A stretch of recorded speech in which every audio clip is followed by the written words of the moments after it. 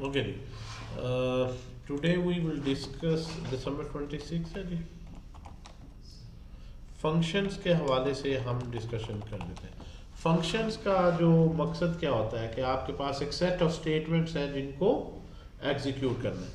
Function जो JavaScript में बनाते हैं तो उसके लिए ऑब्वियसली फंक्शन का कीवर्ड लिखते हैं, फंक्शन का नाम लिखें, उसके पैरामीटर्स डिफाइन करें और इसके अंदर जो भी वैल्यू है वो आप यहाँ से रिटर्न करें।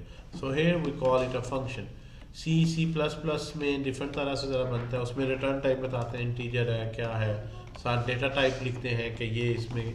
तो जावास्क्रिप्ट में इट्स वेरी सिंपल, कोई भी फंक्शन बनाना है फंक्शन का कीवर्ड लिखें, उसके बाद फंक्शन का नाम लिखें, थोड़ा सा मैं जूम कर देता हूँ, और उसके बाद जो पैरामीटर्स हैं उनकी लिस्ट दें। डेटा टाइप साथ बतानी नहीं होती जावास्क्रिप्ट में, तो रिटर्न करने में x+1। अब इस फंक्शन को अगर कॉल करना है तो वेरिएबल बनाने के लिए लेट आंसर इसका हमने सेव किया, सम का वेरिएबल कॉल किया 10, 20। सो जब इसको कॉल करेंगे तो x की जगह ये पहली वैल्यू आ जाएगी, y की जगह ये सेकंड आ जाएगी, सम होगा रिटर्न होके आंसर वेरिएबल में आ जाएगा। तो कोई भी वेरिएबल डिक्लेयर करना है उसके लिए लेट की स्टेटमेंट लिखें। सो अब यहाँ पे इसको प्रिंट करने के लिए कंसोल डॉट लॉग में इस आंसर वेरिएबल को लिख दें। सो व्हाट लास्ट पे semi colon, Aldous semi colon optional है, ना भी लगाएं तो फिर भी कोई एरर नहीं आएगी। यहाँ से क्या प्रिंट होगा जी, 10+20 जाए तो 30। सो इसको रन करने के लिए टर्मिनल, न्यू टर्मिनल, यहाँ पे क्या लिखेंगे, dot space December 26.js।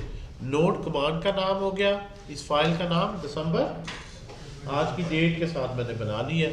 So if you enter it तो ये आपके पास आंसर आ गया 30।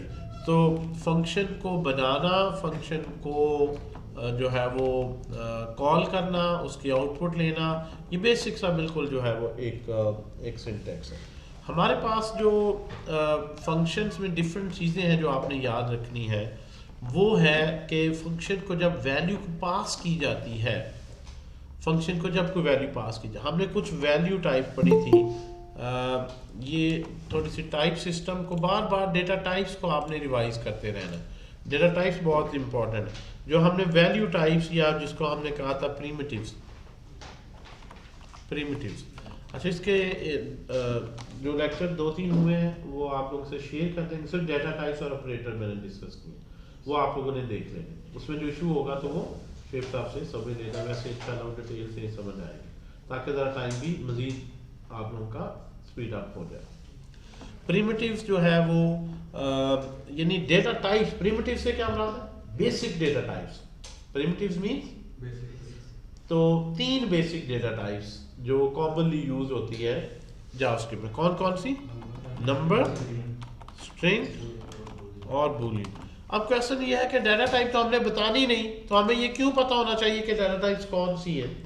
बेशक हम डाटा टाइप नहीं बता रहे उसे, लेकिन जो भी वैल्यू हम उसको असाइन कर रहे हैं उस वैल्यू की बेस पर ऑटोमेटिकली जावास्क्रिप्ट उसकी डेटा टाइप को सेव कर लेता है, नोट कर लेता है। ठीक है, मतलब अगर मैंने एक वेरिएबल लिया x, उसमें वैल्यू दी 10, तो उसने कहा कि इसमें x की डेटा टाइप क्या है, नंबर। अगर इसको मैंने डबल कोट्स में कर दिया तो ये क्या बन गई, स्ट्रिंग। अगर मैंने इसको ट्रू फॉल्स ये कीवर्ड दिया, so it will become Boolean. तो डाटा टाइप का जो रोल है वो क्या है, डाटा टाइप से ही सारे रूल्स गवर्न होते हैं। एक तो डाटा टाइप से पता चलता है नंबर मेमोरी में सेव कैसे करना है, स्ट्रिंग है तो आस्की कोड सेव करने हैं, नंबर है तो न्यूमेरिक फॉर्मेट में सेव करना है, बूलियन है तो कोई बिट सेव कर सकते हैं ऑन ऑफ की। सो डाटा टाइप से मेमोरी स्टोरेज डिपेंड करती है। कंपाइलर को इससे पता चलता है कि ये वैल्यू किस तरह सेव करनी है, नंबर 1। नंबर 2, उसमें ऑपरेशंस कौन कौन से अलाउ करने हैं। लाइक दो नंबर्स को मल्टीप्लाई कर सकते हैं, स्ट्रिंग्स को मल्टीप्लाई या बूलियन वैल्यूज को मल्टीप्लाई नहीं कर सकते। तो असल तो डेटा टाइप पे रूल होता है, हमेशा प्रोग्रामिंग के रूल सारे डाटा पे है। डाटा निकाल दें तो फिर तो स्टैटिक साइड होगी, तो डेटा किस टाइप का है उस लिहाज से। तो आपके पास यहाँ पे है, अगर एक वेरिएबल आप यहाँ पे डिक्लेयर करते हैं ना किसी भी फंक्शन के बाहर, तो उसको बोलते हैं global variable. We call it a global variable. Global variable एक ऐसा वेरिएबल होता है जिसको आप कहीं भी प्रिंट कर सकते हैं। कोई फंक्शन f है, उसको पैरामीटर नहीं पास किया गया, आप जस्ट जो है यहाँ पे कंसोल डॉट लॉग में x equal to and then value of this x variable.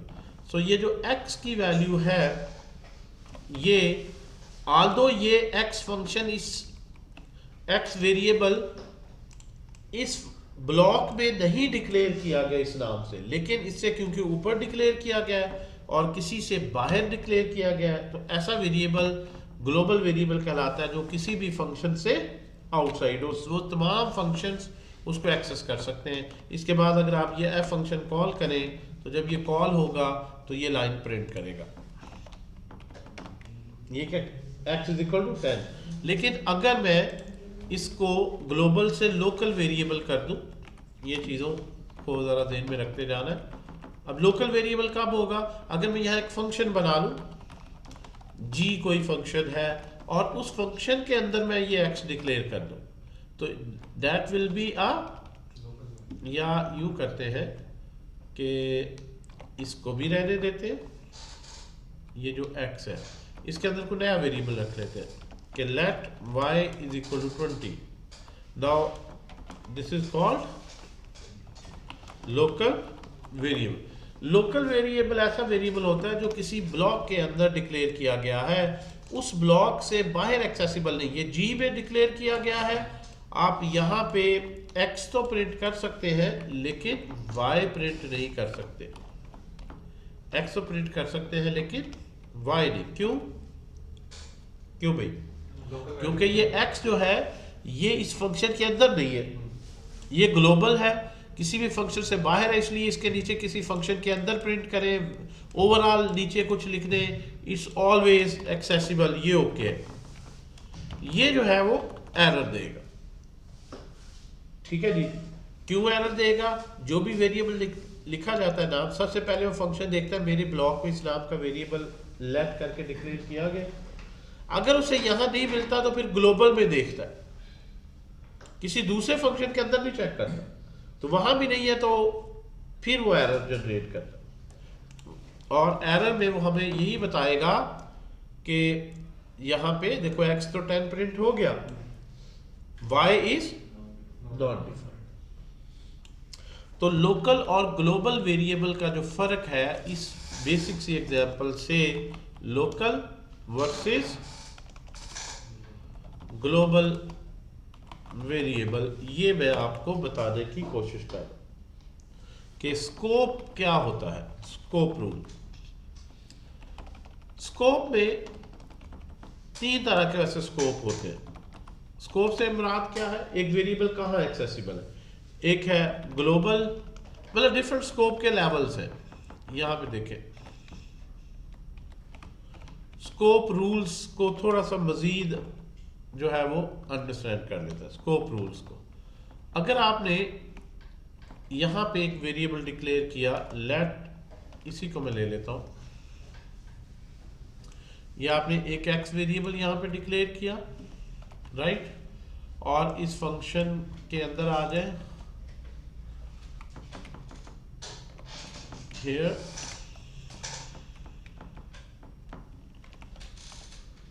अब यहां से क्या प्रिंट होगा जी? 10 when we will call this function. So ये हम ऑलरेडी देख चुके हैं कि यहां से 10 प्रिंट होगा। अगर इसी फंक्शन के अंदर मैं एक और वेरिएबल x ले लूं और उसको 20 कर लूं, अब यहां पे 10 और 20, now I need to think. अब x नाम के 2 वेरिएबल पहली तो बात है डिक्लेयर कर सकते हैं। अगर आप ग्लोबल एक है दूसरा भी ग्लोबल ही करेंगे तो वो एरर देगा, वो कहेगा x नाम का पहले ही डिक्लेयर। एक स्कोप में 2 सेम नाम के नहीं हो सकते, डिफरेंट स्कोप्स में सेम नाम के हो सकते। पहली तो बात ये बेसिक प्रोग्रामिंग के प्रिंसिपल्स हैं, चाहे आप सी में करें, जावा में, पाइथन में, जावास्क्रिप्ट में, ये रूल्स हर जगह ही ऐसे। ये जो प्रोग्रामिंग की जो असल फंडामेंटल्स है ना, वो हर जगह एक सी हैं, उसमें फ़र्क नहीं है। अगर आपने किसी भी लैंग्वेज में अच्छे तरीके से इनको पढ़ा है तो ये आपको सही सही आंसर देने चाहिए। अब यहाँ से ये ग्लोबल है और ये लोकल है। अब यहाँ पे जो एक्स प्रिंट करेंगे ये कौन सा होगा, लोकल या ग्लोबल, 10 या 20? क्या होगा? ग्लोबल की प्रायोरिटी ज्यादा है या लोकल की?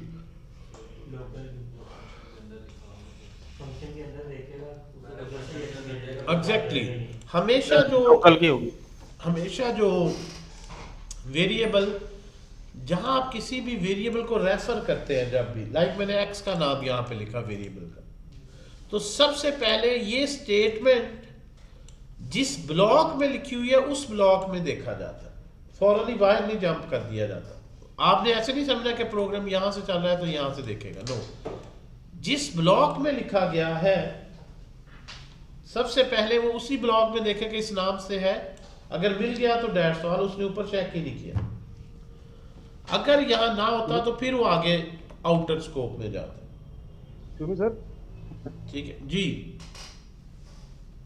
सर ऐसे तो सर जो ये ग्लोबल वेरिएबल है सर, इसकी तो कोई वैल्यू नहीं है नहीं, सर, और ये तो सर मेमोरी में नहीं हाँ ठीक है, इस केस में ठीक है, लेकिन मैं यहाँ पे अगर एक्स लिखता हूँ तो यहाँ पे वो इस फंक्शन के लिहाज तक तो ठीक है, लेकिन जनरली यहाँ पे क्या आएगा 10 या फंक्शन से बाहर आएगा। इन फंक्शन के अंदर अगर लोकल वेरिएबल लिखते हैं तो वो हाइड कर देता है इसे, यानी वो प्रायोरिटी ले जाता है। तो लाइन एक ही है, मेमोरी स्पेस उसको घेर लेता है ना सर ग्लोबल वेरिएबल जो है। जी जी बिल्कुल ऐसे ही। तो अगर आप देखें तो देखें स्टेटमेंट एक ही है, एक ही स्टेटमेंट है ना, लेकिन मुख्तलिफ आउटपुट क्यों दे रही है, डिपेंड कर रही है कहां पे लिखी, किस ब्लॉक में लिखी। अच्छा फर्दर आप जो है वो कर सकते हैं, if x is greater than 10 then यहां पे एक वेरिएबल क्रिएट कर दिया। अब ये वेरिएबल जो क्रिएट किया गया है इसका स्कोप सिर्फ इस ब्लॉक के अंदर ही है, इस ब्लॉक से, यानी स्टेटमेंट खत्म हुई, ये वेरिएबल खत्म से क्या बराबर, एक्सेस नहीं होगा कि डिलीट हो जाएगा मेमोरी से, डिलीट भी हो जाएगा। इसको कहते हैं, अक्सर कहा जाता है स्कोप वर्सेस पढ़ा जाता है लाइफ टाइम क्या है। एक और कॉन्सेप्ट देखें, स्कोप वर्सेस लाइफ टाइम, कब वेरिएबल मेमोरी में क्रिएट होगा और कब मेमोरी से डिलीट होगा, यानी कब वो वेरिएबल की मेमोरी वापस ऑपरेटिंग सिस्टम रिक्लेम कर लेगा और वहां पे वो समझेगा कि अब ये मेमोरी फ्री है। तो जब कंट्रोल एक ब्लॉक में एंटर होता है, जब कंट्रोल एक ब्लॉक में एंटर होता है तो उस ब्लॉक में जितने भी वेरिएबल्स हैं उनको लाइफ मिलती है। यानी अगर मैं प्रोग्राम चलाऊंगा तो ये वेरिएबल क्रिएट होगा, ये अभी तक क्रिएट ही नहीं हुए। अगर मैं ये फंक्शन कॉल ना करूं तो बेशक ये मैंने लाइनें लिखी है लेकिन ये क्रिएट नहीं होंगे। तो जो ब्लॉक के अंदर वेरिएबल तभी क्रिएट होता है जब उस ब्लॉक को चलाने की बारी आती है, यानी कंट्रोल चलता चलते उस लाइन तक उस ब्लॉक में एंटर होता है तो ब्लॉक के वेरिएबल्स क्रिएट होते हैं मेमोरी में। और जब ब्लॉक से एग्जिट होता है तो उस ब्लॉक के सारे वेरिएबल्स डिलीट कर दिए जाते हैं, वरना तो वो मेमोरी में ऑक्युपाइड ही रहे। एक दफा क्रिएट हो गया तो वो हमेशा ही क्रिएट रहे, हालांकि वो ब्लॉक तो खत्म हो गया, एक्सेस ही नहीं होनी। तो इनकी जो लाइफ टाइम होती है वो उस स्कोप भी उस ब्लॉक के अंदर है और लाइफ टाइम भी इसकी सिर्फ तब तक है जब तक वो ब्लॉक एग्जीक्यूट हो रहा है। जो ग्लोबल है ना, ये इसलिए खतरनाक होता है कि अगर आपने इधर कोई बहुत बड़ी अरे ले ली, आपको एक या दो फंक्शंस में चाहिए थी, आपने 100 फंक्शन लिखे हुए हैं, उसके बाद नहीं चाहिए, लेकिन ग्लोबल जो ही प्रोग्राम शुरू हुआ, जो ही प्रोग्राम लोड हुआ तो ग्लोबल वेरिएबल्स मेमोरी में एलोकेट हो जाते हैं। फिर जब तक पूरा प्रोग्राम एंड नहीं होता दे रिमेन देयर, वो प्रोग्राम की उनकी लाइफ पूरे प्रोग्राम की हद तक होती।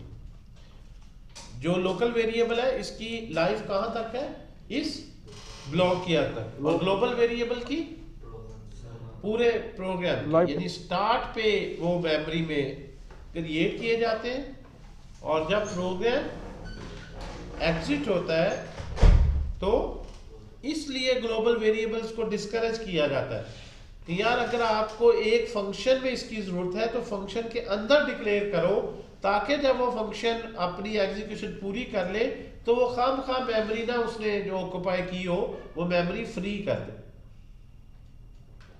इसलिए ग्लोबल वेरिएबल्स कम से कम लेने की सजेशन होती है। ग्लोबल वो चीज ले जो आपको शुरू से लेकर एंड तक हर फंक्शन कहीं भी है, किसी भी प्रोग्राम की स्टेज में, किसी भी मेन्यू ऑप्शन में है, आपको उसकी जरूरत पड़ सकती है। ऐसा डाटा सिर्फ ग्लोबल लेना चाहिए। अदरवाइज जो वैल्यू जिस पेज पे चाहिए, जिस फंक्शन में चाहिए, उसको उस फंक्शन के अंदर लोकल डिक्लेयर करना। समझा गई बात की? सो वी हैव फंक्शंस को जब पढ़ने, एक तो बेसिक है ना फंक्शन डिफाइन कैसे करना। फंक्शन में जो है वो ग्लोबल एंड लोकल वेरिएबल्स का खास हो। अच्छा, एक जो स्पेशल स्कोप है जिसको हम यहाँ पे अगर आप देखें तो आप में से कुछ बंदे जो यूनिवर्सिटी में जिन्होंने कोर्स वगैरह पढ़ा होता है उसमें ये चीज़ें ज़्यादातर यूनिवर्सिटी में ये फंडामेंटल्स तो पढ़ी होती है अच्छे तरीके से, मोस्टली ने। अब आप कह सकते थे ये वेरिएबल्स का स्कोप क्या होगा, ये तो इस ब्लॉक के अंदर नहीं डिक्लेयर किए गए जो पैरामीटर्स। तो आल्दो ये लिखे यहां पे है, आल्दो ये लिखे यहां पे है, लेकिन आप यूं समझे कि जैसे ये इसी ब्लॉक का पार्ट है। लिखने में ऊपर इसलिए है कि जो है कॉलर को पता चले कि इस ब्लॉक के अंदर ये वेरिएबल उसने इनपुट देनी है। आल्दो ये they are not formally written inside a block, but they are part of this block. इनका स्कोप इस फंक्शन की हद तक, ये याद रखिए। ठीक है जी। तो जो मैंने पहले बात की, आप कह जी ये तो आप कह रहे हैं ब्लॉक के अंदर होगा, ये तो ब्लॉक के अंदर नहीं, क्योंकि एक्सटर्नल इंटरफेस हमने एक रिवील करना है, बताना है कि इसमें इनपुट क्या होगी। तो फंक्शन के अंदर जाने की बजाय जब डॉक्यूमेंटेशन वगैरह बनती है, जो सॉफ्टवेयर खुद डॉक्यूमेंटेशन बना रहे होते हैं उनके लिए ईजी होता है, वो यहीं से उठा लेते हैं कि इसके अंदर इनपुट क्या आएगी, कौन है जो ये खुद इनिशियलाइज करे। तो पैरामीटर का जो स्कोप है वो भी लोकल स्कोप होता है, और जिस फंक्शन के पैरामीटर है वो उस फंक्शन का लोकल स्कोप में एक्सेसिबल होते हैं। तो ये फंक्शन जब कॉल होगा ये मेमोरी लेंगे, और डिलीट होगा तो यानी अगर आप एक लूप लगाए, ये तो मैंने एक दफा लिखा है ना, और इस फंक्शन को 100 दफा कॉल करें तो 100 दफा ये एक्स और वाई, ये दो वेरिएबल क्रिएट एंड डिस्ट्रॉय होंगे। 100 दफा मेमोरी में क्रिएट और डिस्ट्रॉय होंगे, क्योंकि 100 दफा कंट्रोल इस ब्लॉक में जाएगा, पहली दफा, फिर रिटर्न होगा, फिर अगली लूप की इटरेशन आई, फिर इसे कॉल किया, फिर यहाँ कंट्रोल गया, फिर ये वेरिएबल मेमोरी में क्रिएट हुए। सो इसलिए लूप शूप भी आपके प्रोग्राम को स्लो करती है अगर आपको सही है हैंडल ना करनी आ रही। एक बहुत बड़ी अरे है, आपने लूप पे एक्सेस करनी है तो इसलिए लूप से बाहर रखते हैं कि लूप के अंदर तो इतनी बड़ी अरे बार बार क्रिएट एंड डिस्ट्रॉय हो रही होगी, उसकी स्ट्रेटजी क्या है। अगर ये चीज़ें आपको पता नहीं होगी तो आप इसको ऑप्टिमाइज नहीं कर सकेंगे, क्योंकि आपको पता ही नहीं इसमें इशू है। अगर मुझे ये पता ही ना हो कि मेरे कोड में प्रोग्रामिंग स्टाइल में ये इशू है जो सॉफ्टवेयर स्लो कर रहा है, तो मैं ये तो कभी सोचूंगा ही नहीं इसको इम्प्रूव कैसे करूं। पहला तो स्टेप ये डायग्नोज करना, ठीक है जी। तो इसलिए आप वेरिएबल्स कहाँ डिक्लेयर करते हैं, क्या चीज़ लूप के अंदर है, क्यों है, किस तरह से है, कहाँ रीयूजेबिलिटी आ रही है, हर एक छोटी छोटी चीज़ जो है सॉफ्टवेयर की परफॉर्मेंस पे इफेक्ट ला रही हो, उसकी स्पीड पे फर्क ला रही हो। अच्छा, एक और इसमें कॉन्सेप्ट है जो बड़ा कॉमन यूज होता है, उसको बोलते हैं call by value and call by reference. Call by reference, call by value and call by reference, what does it mean? Okay, call by value and call by reference we are going to discuss. Let's take this variable here. कोई example बना लेते हैं.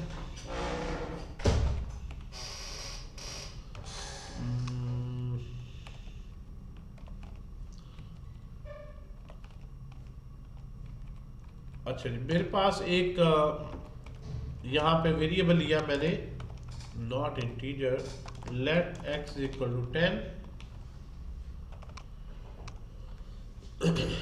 मैंने ये x parameter pass कर दिया और यहाँ से जो आंसर आ रहा है, अच्छा इसको मैं रिटर्न नहीं कर रहा. पहले तो ये देख लें कि अगर एक फंक्शन यहाँ पे let x equal to 10, let y is equal to 20, ठीक है जी, और मैं इस फंक्शन को अगर कॉल करूं, जो फंक्शन कुछ रिटर्न नहीं करता, this function does not return anything, ये फंक्शन कुछ रिटर्न नहीं कर रहा, जो फंक्शन नहीं कुछ भी रिटर्न कर रहा, अगर इसकी रिटर्न टाइप को प्रिंट करवाएंगे तो क्या प्रिंट होगा जी, यहां से क्या प्रिंट होगा, सी लैंग्वेज में कहते हैं वॉइड टाइप फंक्शन, सी में आप क्या कहते हैं, void, it does not return anything. तो जावास्क्रिप्ट में वॉइड वगैरह तो नहीं, कुछ भी नहीं लिखते साथ, ठीक है जी. अब function that does not return anything, जब उसका आंसर सेव करेंगे तो यहां से क्या आएगा, बोले लास्ट टाइम डाटा टाइप्स में मैंने बताया अनडिफाइंड, क्या आएगा, अनडिफाइंड. आप लोगों ने ये जो शुरू वाले बेसिक लेक्चर है डाटा टाइप्स पे बहुत इंपॉर्टेंट है. यहाँ क्या आ गया जी, undefined is a special number, null नहीं आएगा, यहां से नल नहीं आएगा, वॉइड नहीं आएगा, अनडिफाइंड. अनडिफाइंड भी एक टाइप है, हमने डिस्कस किया. पहले तो ये देखना, function that does not return anything, आप यूं कह लें कि वो अनडिफाइंड रिटर्न करता है, एवरी फंक्शन रिटर्न समथिंग. सो अगर मैं एक वेरिएबल यहां डिक्लेयर करूं हियर, और इस फंक्शन को मैं रिटर्न नहीं करवा रहा यहां से,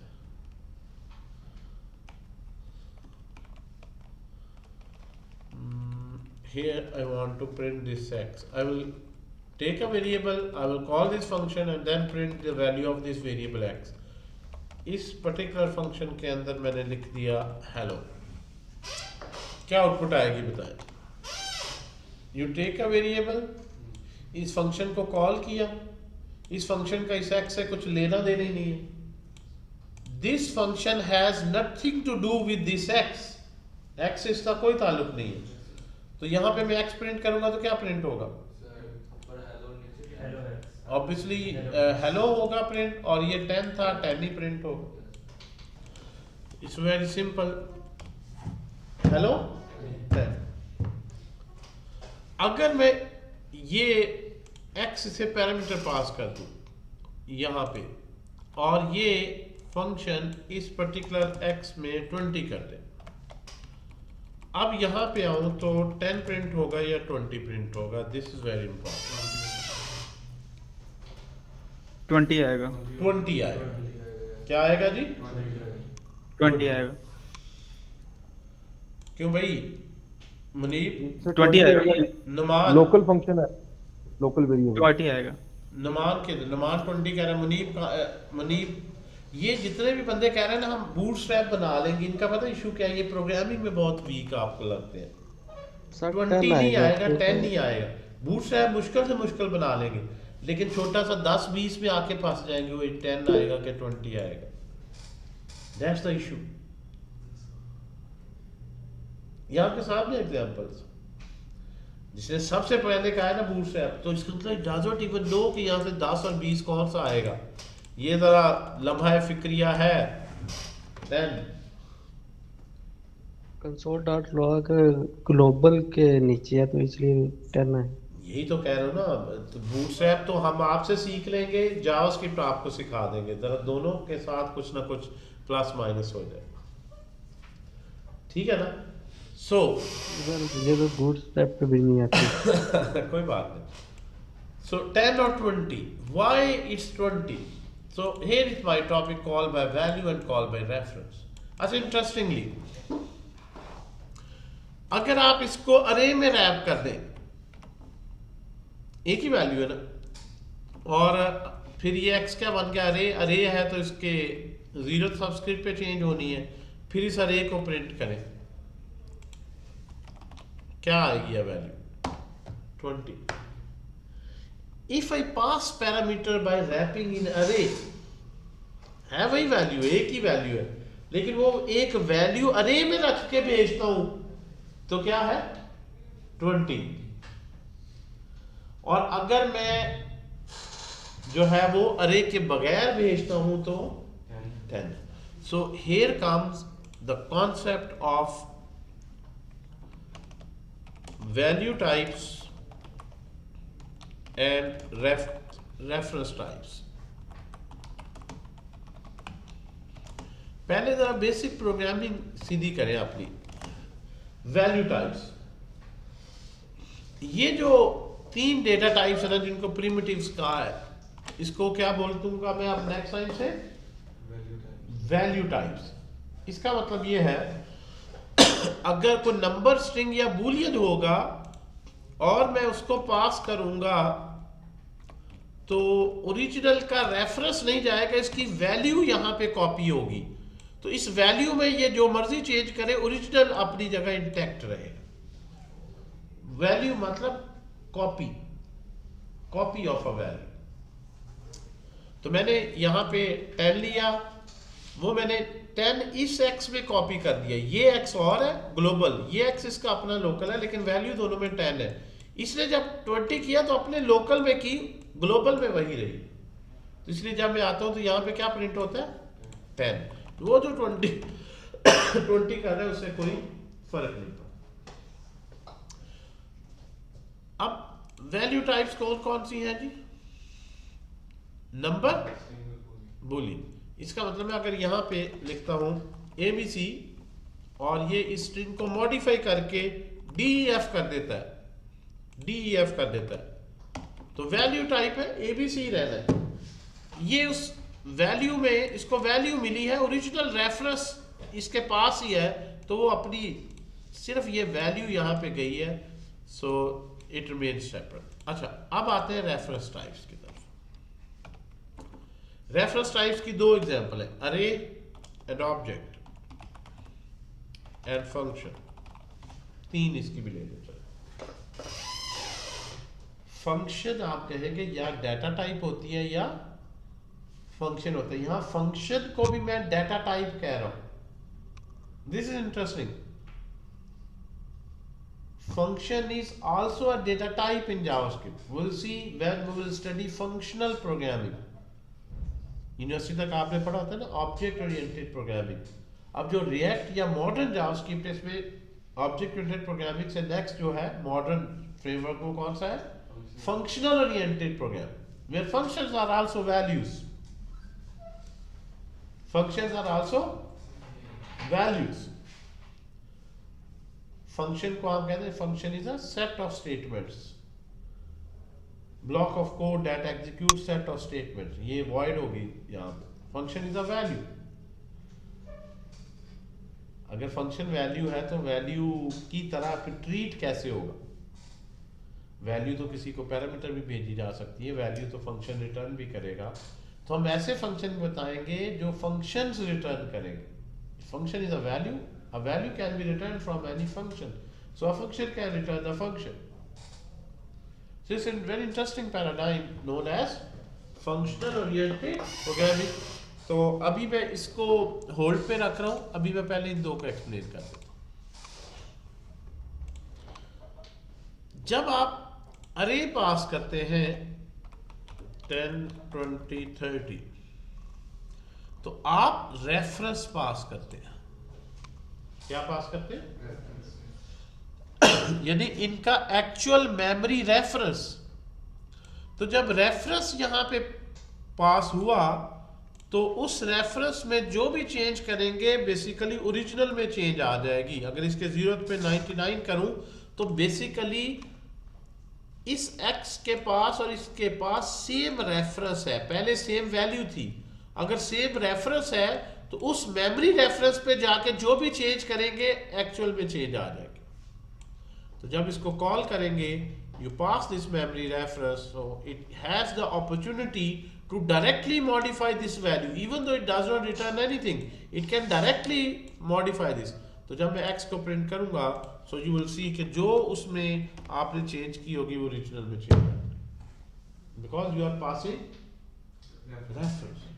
एंड अगर किसी भी वेरिएबल को मेमोरी रेफरेंस मिल जाए तो वो उस मेमोरी में डायरेक्टली चेंज कर देता है, जबकि पहले केस में आपने रेफरेंस नहीं पास किया। इनके केस में वैल्यू कॉपी होती, यानी वैल्यू पास होती। तो वैल्यू चेंज हो तो ओरिजिनल, यानी वैल्यू पास होती है, इट मींस कि वैल्यू की एक कॉपी बनती है जो वहां पे जाती है, तो उस कॉपी में चेंज होती है। यहां रेफरेंस की कॉपी होती है, तो रेफरेंस की कॉपी भी रेफरेंस ही है, यानी मेमोरी रेफरेंस, उसके थ्रू आप एक्सेस कर सकते हैं। तो आई होप इट्स क्लियर। इसी तरह से ऑब्जेक्ट के लिहाज से भी है, कर्ली ब्रेसेस लगा लो। इसी तरह से ऑब्जेक्ट की भी एग्जांपल आप कर सकते हैं। You can make an example for an object as well, कि मैंने अरे की बजाय यहाँ पे एक स्टूडेंट का ऑब्जेक्ट ले लिया, जिसमें मैंने कहा जी इसका जो आईडी या रोल नंबर है 101 है, नेम इसका अली है,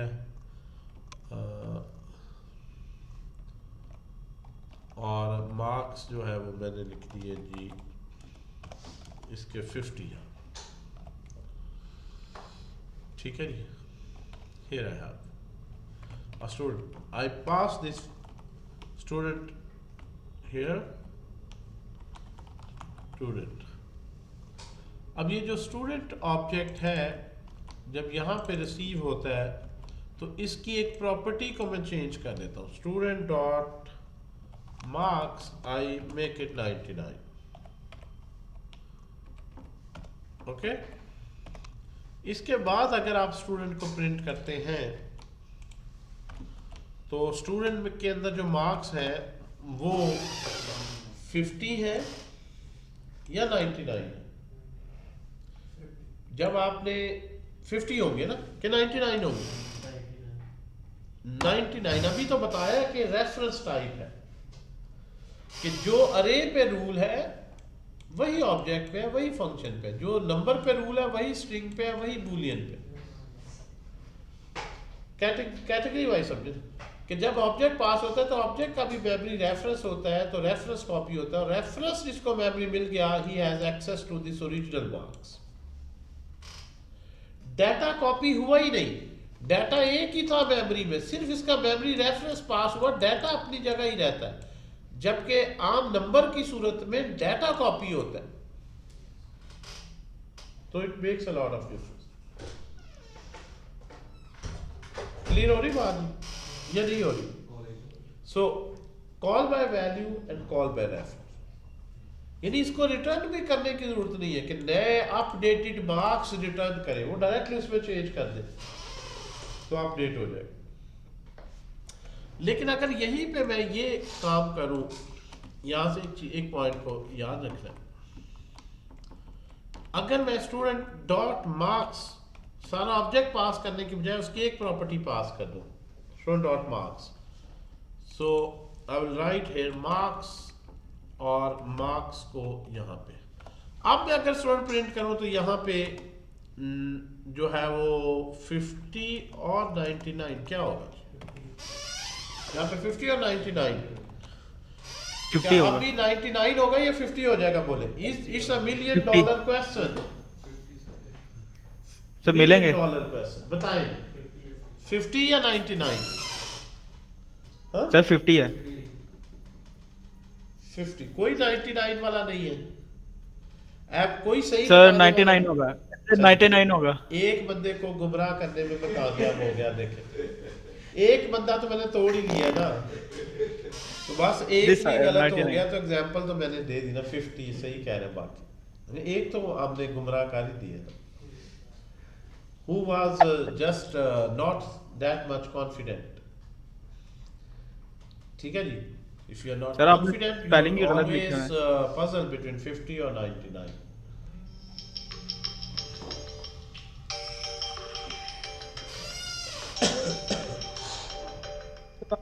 वैल्यू नहीं लगाई उधर जी सर, आपने सर की वैल्यू नहीं लगाई सर उधर ना सर ब्रैकेट में, इस वजह से सर 50 ही आएगा आंसर। कहाँ पे नहीं लगाई की वैल्यू, किस लाइन नंबर पे? सर ये जो मार्क सर स्पेलिंग मिस्टेक है, ये जो मार्क सर के आपने मार्क्स है। 99। हाँ ये देखें जी, यहाँ पे स्पेलिंग मिस्टेक कर गए। यहाँ पे है मार्क, यहाँ पे है मार्क, यहाँ पे मार्क्स, और यहाँ पे जिसको यहाँ पे सिर्फ मिस्टेक है। सही कह रहे हैं। तो लेट्स मेक सेम एवरीवेयर। अब ठीक है जी हर जगह। अब 99 आएगा। आप क्यों 99 आ जाएगा? 99 देखते ही रहोगे भाई, 99 कैसे आ सकता है? नहीं सर, 99 नहीं आएगा, 50 ही आएगा सर। देखिए इसकी वजह क्या है, सर इसकी वजह क्या है? मैं आपको जी बताता सर। हूँ। अभी सर आप आपने सुनो। इंडेक्स नहीं लगाया उधर, इधर इधर मेरी बात नहीं सुनो। आपने। स्टूडेंट क्या है? एक ऑब्जेक्ट है। स्टूडेंट की डेटा टाइप क्या है? इस वेरिएबल स्टूडेंट वेरिएबल की डेटा टाइप क्या है? जबकि ये एक इंडिविजुअल प्रॉपर्टी की बात करूं तो मार्क्स की डेटा टाइप क्या है? नंबर। तो जो मैं अब पास कर रहा हूं स्टूडेंट ऑब्जेक्ट ही नंबर पास कर रहा हूं which is a value type.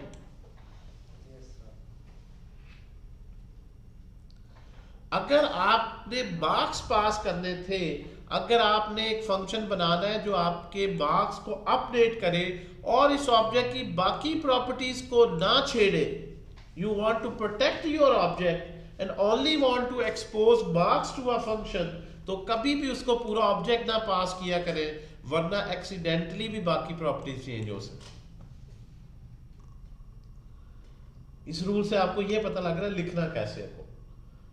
जितना स्पेसिफिक डेटा फंक्शन को पास करें उतना ही बेहतर, इररेलेवेंट उसके पास जाएगा। आप ये कह सकते हैं मैं स्टूडेंट ऑब्जेक्ट की पास कर दूं, वो स्टूडेंट डॉट मार्क्स कर लेगा, या स्टूडेंट डॉट मार्क्स करके भेजूं, it makes a lot of difference now.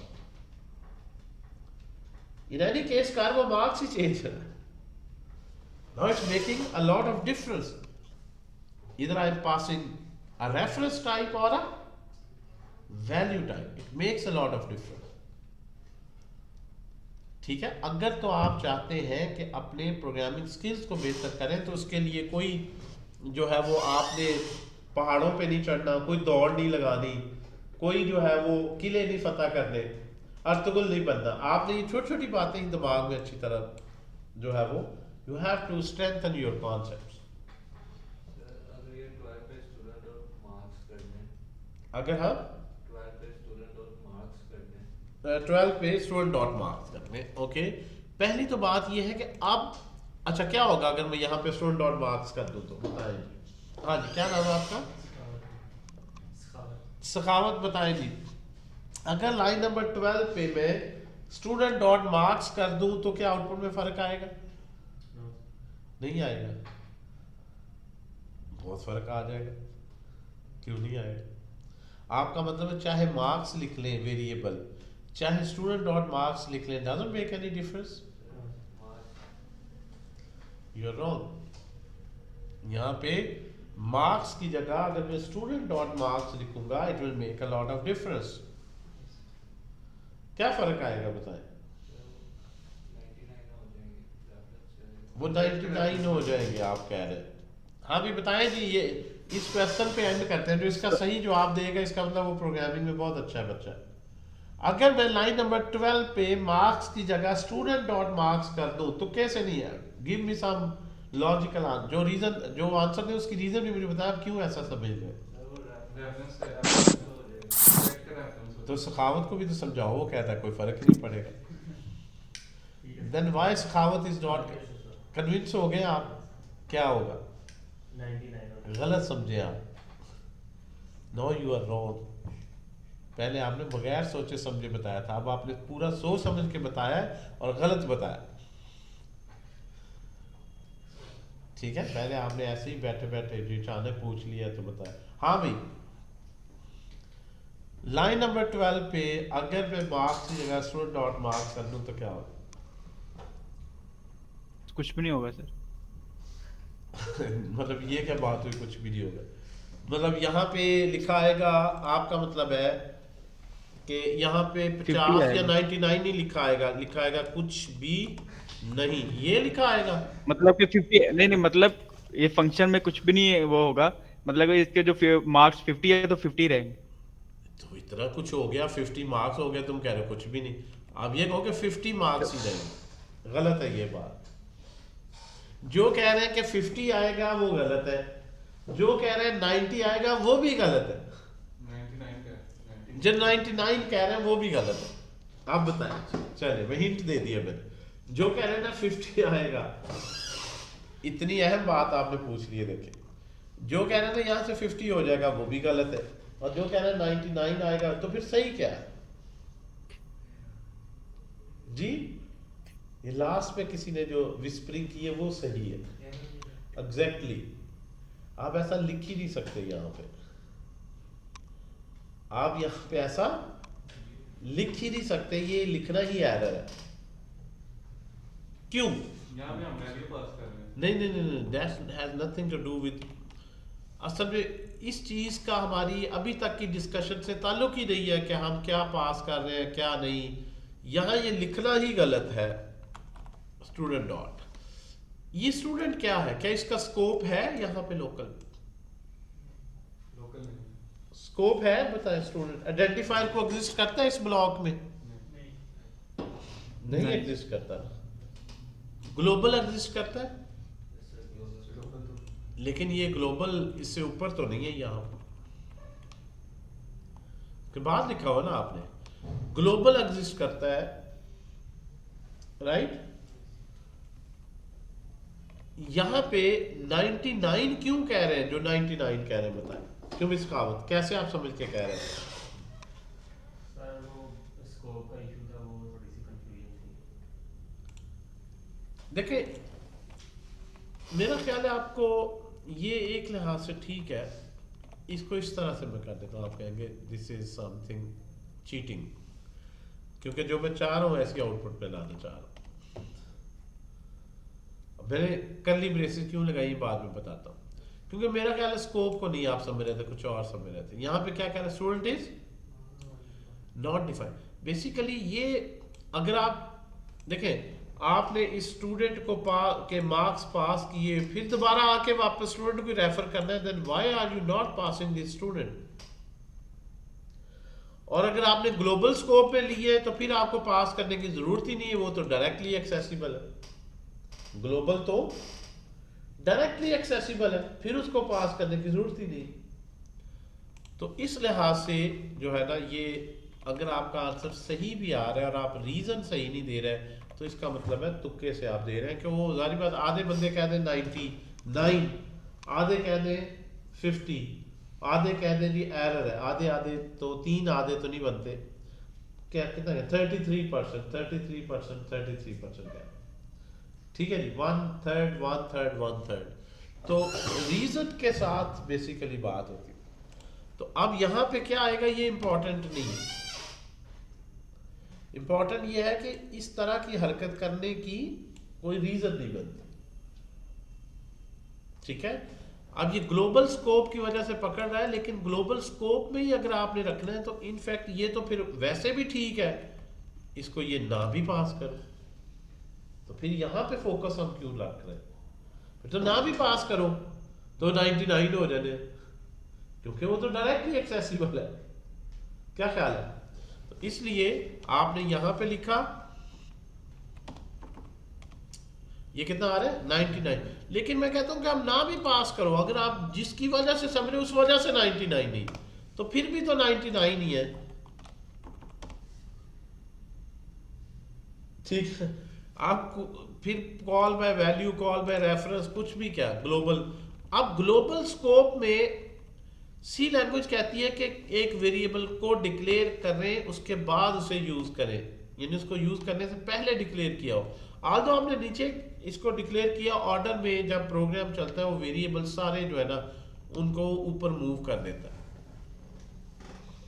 what it does is it moves all the declarations at the start.